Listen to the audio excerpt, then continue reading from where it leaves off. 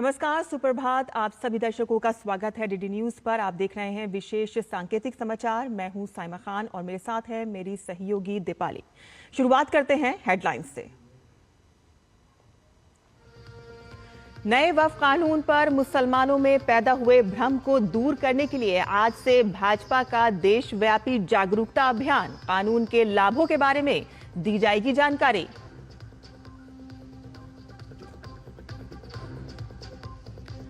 केंद्रीय वित्त मंत्री निर्मला सीतारमण आज से अमेरिका और पेरू के 11 दिवसीय यात्रा पर रवाना होंगी। आईएमएफ और विश्व बैंक की बैठकों में भी होंगी शामिल।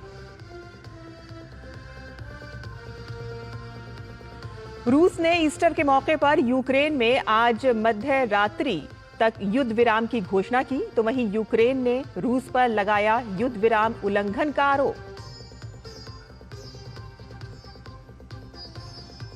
इजरायली पीएम बेंजामिन नेतन्याहू का सेना को हमास पर दबाव बढ़ाने का निर्देश। अस्तित्व के लिए जीत तक लड़ते रहने की जताई प्रतिबद्धता। और आईपीएल में आज खेले जाएंगे 2 मुकाबले। दिन के पहले मैच में पंजाब से होगी बेंगलुरु की भिड़ंत, तो शाम को चेन्नई के सामने होगी मुंबई की चुनौती।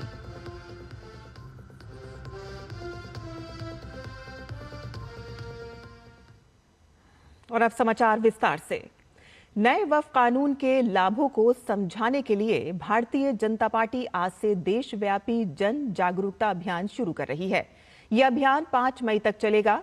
अभियान का उद्देश्य अफवाहों को दूर कर ये बताना है कि वक्फ अधिनियम मुस्लिम समुदाय के लिए किस तरह से फायदेमंद है। विपक्ष लगातार वक्फ संशोधन अधिनियम के बारे में अफवाहें फैला रहा है। ऐसे में भाजपा बड़े पैमाने पर जन जागरूकता अभियान चलाकर इन अफवाहों को खत्म करने का प्रयास कर रही है। पार्टी का फोकस खास तौर से गरीब मुसलमानों और महिलाओं पर रहेगा। इसे वक्फ सुधार जन जागरण अभियान नाम दिया गया है। पार्टी ने इसे लेकर देश भर में संपर्क, संवाद और अन्य कार्यक्रमों की पूरी श्रृंखला तैयार की है। इसके अलावा भाजपा वक्फ संशोधन के लाभों को घर घर पहुंचाएगी। वक्फ संशोधन कानून के प्रभावी होने के बाद से ही देश भर में जगह जगह विरोध प्रदर्शन हो रहे हैं। नए कानून को लेकर पश्चिम बंगाल में भी जमकर हिंसा हुई है।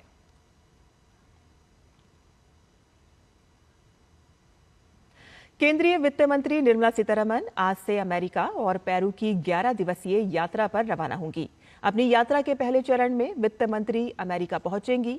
निर्मला सीतारमण 25 अप्रैल तक सैन फ्रांसिस्को और वॉशिंगटन डीसी का दौरा करेंगी।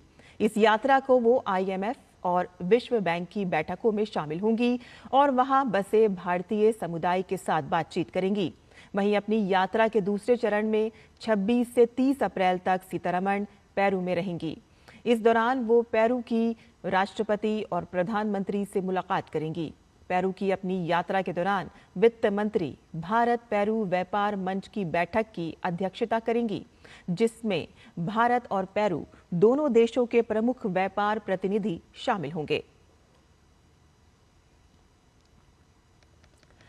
वेव्स 2025 के create in India challenge season 1 के तहत आयोजित एनिमेशन फिल्म मेकर्स कंपटीशन के अंतिम दौर में पहुंचने वाले प्रतिभागियों की घोषणा कर दी गई है। पारंपरिक animation, VFX, augmented reality, virtual reality और वर्चुअल प्रोडक्शन सहित एनिमेशन की पूरी विस्तृत श्रेणी में मूल कहानी कहने पर केंद्रित सर्वश्रेष्ठ 42 प्रस्तुतियां अंतिम चरण में पहुंच गई हैं। इन प्रतिभाशाली प्रतिभागियों को अब 1 से 4 मई 2025 को मुंबई में आयोजित होने वाले वेव सम्मेलन के दौरान अपनी मूल प्रस्तुतियों को प्रस्तुत करने का अवसर मिलेगा। शीर्ष 3 विजेताओं में से प्रत्येक को 5 लाख रुपए तक का नकद पुरस्कार दिया जाएगा। डांसिंग एटम्स टीम ने वेव्स टीम के सहयोग से 9 महीने की कठोर मूल्यांकन प्रक्रिया के पश्चात अंतिम दौर में पहुंचने वाले शीर्ष 42 प्रतिभागियों का चयन किया।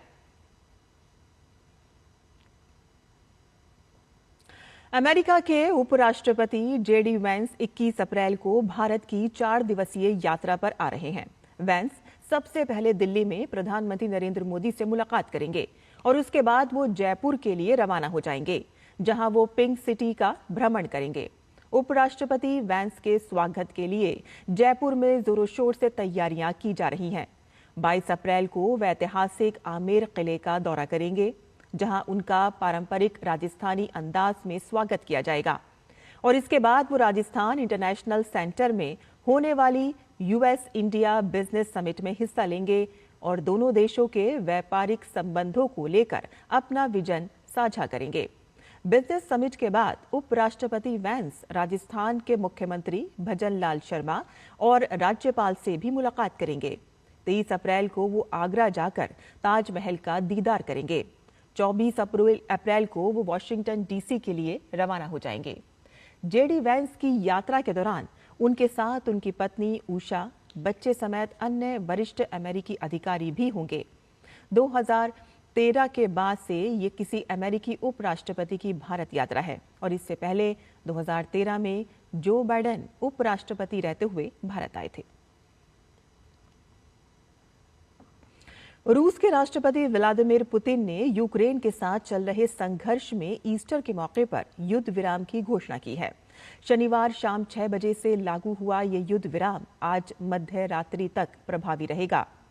क्रेमलिन ने इस संबंध में जानकारी देते हुए कहा कि उसे उम्मीद है कि यूक्रेन भी इसी तरह का कदम उठाएगा और ईस्टर के दौरान इस अवधि के दौरान सभी तरह की गोलीबारी बंद कर देगा। तो वहीं यूक्रेन ने रूस पर इस युद्ध विराम के उल्लंघन का आरोप लगाया है। यूक्रेनी राष्ट्रपति व्लादिमीर ज़ेलेंस्की ने दावा किया कि युद्ध विराम की घोषणा के बावजूद रूस के सीमावर्ती क्षेत्रों क्रुक्स और बेलगोरोड में लड़ाई जारी है। ज़ेलेंस्की ने सोशल मीडिया पर एक पोस्ट में कहा कि ईस्टर को लेकर पुतिन का बयान क्रुक्स और बेलगोरोड क्षेत्र तक नहीं पहुंचा है। इजरायली प्रधानमंत्री बेंजामिन नेतन्याहू ने सेना को हमास पर दबाव बढ़ाने के निर्देश दिए हैं। इजरायली प्रधानमंत्री ने कहा कि युद्ध की भारी कीमत चुकानी पड़ती है, लेकिन इजरायल के पास जीत तक अपने अस्तित्व के लिए लड़ते रहने के अलावा कोई विकल्प नहीं है। इजरायली प्रधानमंत्री का ये बयान तब सामने आया है कि जब इस सप्ताह हमास ने अस्थायी संघर्ष विराम के लिए इजरायल के प्रस्ताव को अस्वीकार कर दिया था और इसके बजाय बंधकों की रिहाई के बदले युद्ध को समाप्त करने के लिए एक समझौते की मांग की थी।